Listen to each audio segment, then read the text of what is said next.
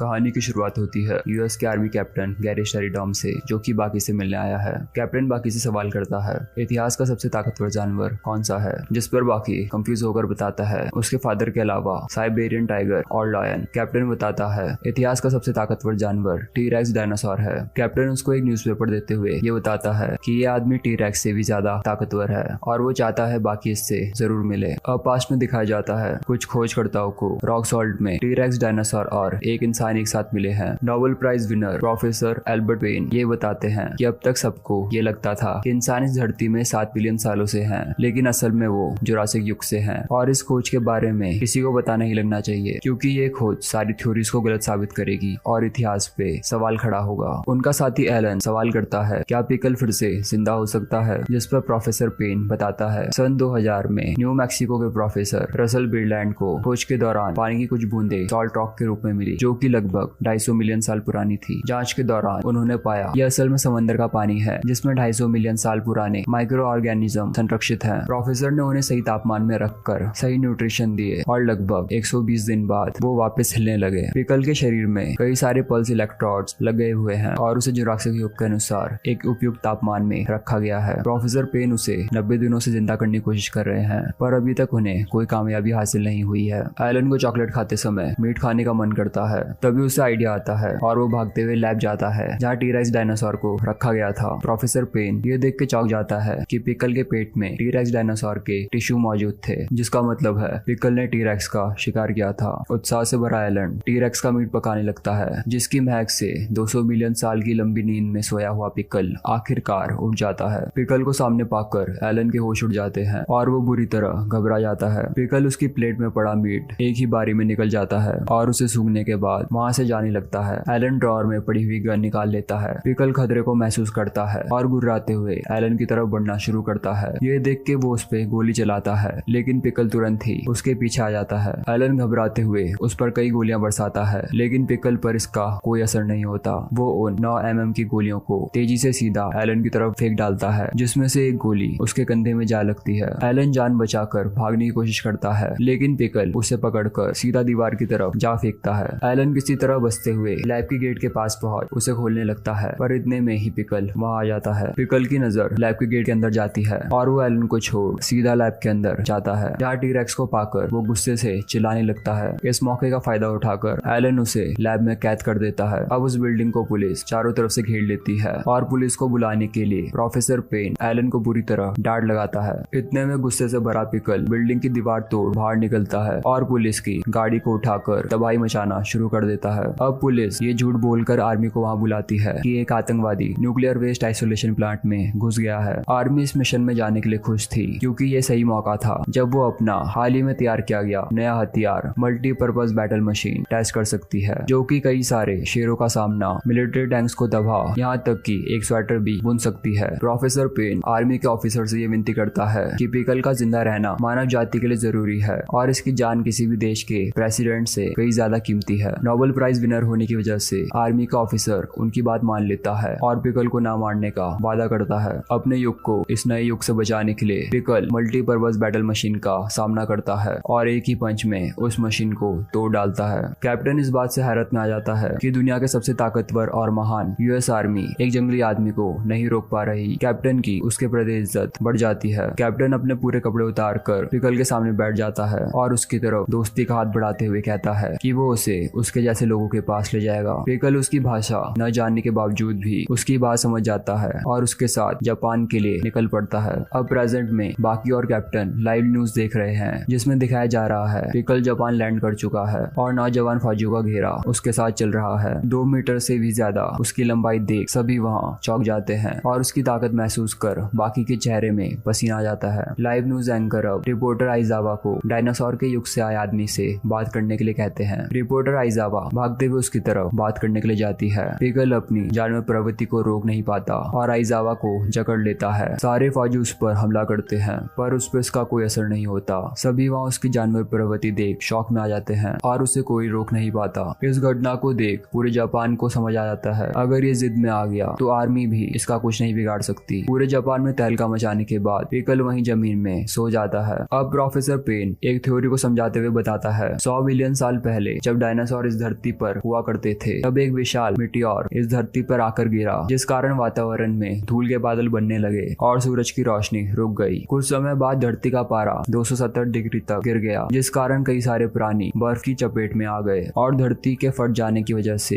ये जमीन में धंस गए, जहाँ इनके ऊपर रॉक सॉल्ट की परत जम गई, जिस वजह से ये आज भी संरक्षित हैं। रॉक सॉल्ट के अंदर उन्होंने टीआरएक्स और पिकल को पाया, लेकिन टीआरएक्स के जख्मी होने के कारण वो उसे बचा नहीं पाए। पिकल के दूसरे युग से होने की वजह से उसके लिए इस युग के नियम और कानून उसकी समझ से बाहर हैं, इसलिए वो सही गलत का फर्क नहीं समझ सकता। अब मिलिट्री बेस के गेट के बाहर जनता पिकल के खिलाफ प्रोटेस्ट करती है। तभी अचानक यूजिरो हानमा वहाँ आकर गेट की तरफ बढ़ता है, जिस पर फौजी उसे आगे बढ़ने से मना करते हैं। वहीं रेट्सु चुपके से मिलिट्री बेस में घुस जाता है। अंदर जाके वो पाता है कोशो भी यहाँ पहले से मौजूद है। अब जैक पानी के अंदर से, डोपो डायनासोर के अंदर से और एक एक करके सभी फाइटर्स गोकी, कात्सुमी और जाकू निंजा की तरह चुपके से बाहर निकलते हैं और सभी फाइटर्स यहाँ पिकल को देखने आए हैं और मौका मिले तो वो इससे लड़ना भी चाहेंगे। वहीं बाहर यूजिरो की बॉडी से निकल रही आग को देख अचानक से दोनों फौजी आपस में एक दूसरे को मारने लगते हैं और तीसरा फौजी उन्हें रोकने के बजाय खुद को मारने लगता है। ये देख के प्रोटेस्ट कर रही जनता चौंक जाती है। यूजिरो गेट के पास आकर उन्हें रुकने का ऑर्डर देता है और तीनों फौजी रुक जाते हैं। यूजिरो बताता है उनका फैसला सही था,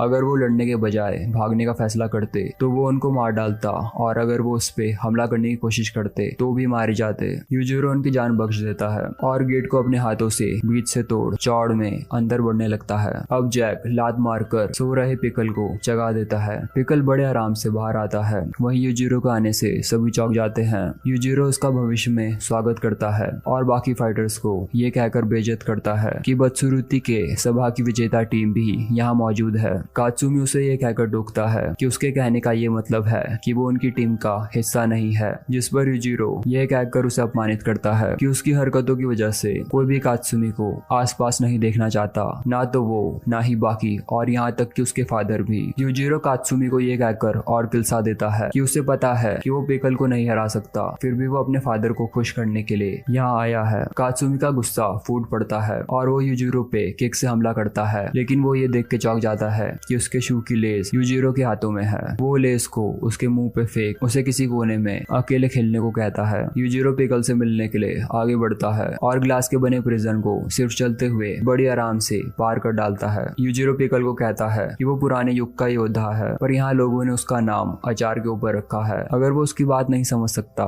तो भावनाओं को समझने की कोशिश करे, जैसे एक बच्चा बिना बोले अपनी माँ के प्यार को समझता है। पिकल अपना पेट भरने के लिए सबसे ताकतवर जानवर डायनासोर का शिकार करता था। अगर बात पेट भरने की होती तो वो किसी को भी खा सकता था, पर उसने उस समय के सबसे विशाल और ताकतवर जानवर डायनासोर का शिकार करना चुना।